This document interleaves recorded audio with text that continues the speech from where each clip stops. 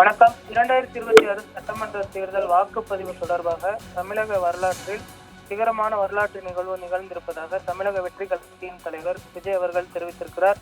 அரசியலை மட்டுப்படுத்தி வைத்த மாயாஜால கணக்கு கொடுக்கப்பட்டுள்ளன. இளைஞர்கள் அரசியலை கண்டுகொள்ளவே மாட்டார்கள் என்று அனுமானிக்கப்பட்டது.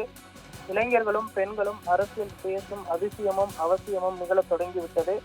85% வாக்குப்பதிவு என்பதெல்லாம் இதுவரை தமிழ்நாடு காணாத ஒன்று.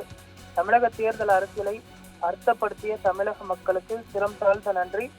தேர்தல் திருவிழா ஜனநாயக திருவிழா என சொல்வதன் அர்த்தம் துவக்கப்பட்டதே நேற்றுதான். வாக்குச்சாவடிகள் எங்கும் கோவிலில் காணப்படும் கூட்டம் போல் இருந்தது. குடும்பமாக வந்து வாக்களித்ததை கண்டு வியக்காதோர் இருக்க வாய்ப்பில்லை என்று விஜய் அவர்கள் தற்பொழுது ஒரு நீண்ட கடிதத்தினை எக்ஸ்தலத்தில் வெளியிட்டிருக்கிறார். அரசியல் என்பது ஏதோ சகாய சூழர்களுக்கான மட்டுமே, அதீத அனுபவசாலிகளுக்கு மட்டுமே, பதவிகளை அணுகுபவர்களுக்கு மட்டுமே, இப்படி அரசியலை ஒரு குறிப்பிட்ட எல்லைக்குள் மட்டுப்படுத்தியும் கட்டுப்படுத்தியும் வைத்திருந்தவர்களின் மாயாஜல கணக்குகள் சாதாரண வெகுஜன மக்களால் உடைத்து நொறுக்கப்பட்டுள்ளன. அரசியலை கண்டுகொள்ளவே மாட்டார்கள் என்று இதுவரை அனுமானிக்கப்பட்ட இளைஞர்களும் பெண்களும் அரசியல் பேச தொடங்கிய அதிசயமும் அவசியமும் நிகழ தொடங்கிவிட்டது. 85% வாக்குப்பதிவு என்பதெல்லாம் இதுவரை தமிழ்நாடு காணாத ஒன்று. வாக்குச்சாவடிகள் எங்கும் கோவில்கள் கூட்டம் போல் இருந்தது. தேர்தல் திருவிழா எனும் ஜனநாயக திருவிழா என்று சொல்லப்படுவதன் அர்த்தம் துவக்கப்பட்டதே நேற்றுதான்.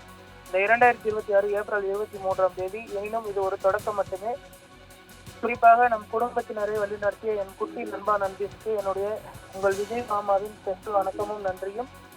நம்பிக்கையோடு இருப்போம், நல்லதே நடக்கும், வெற்றி நிச்சயம் என்று விஜய் பொழுது தாவேகாவின் ரசிகர்களுக்கும் மற்றும் தொண்டர்களுக்கும் அந்த கடித மயிலாக தெரிவித்திருக்கிறார்.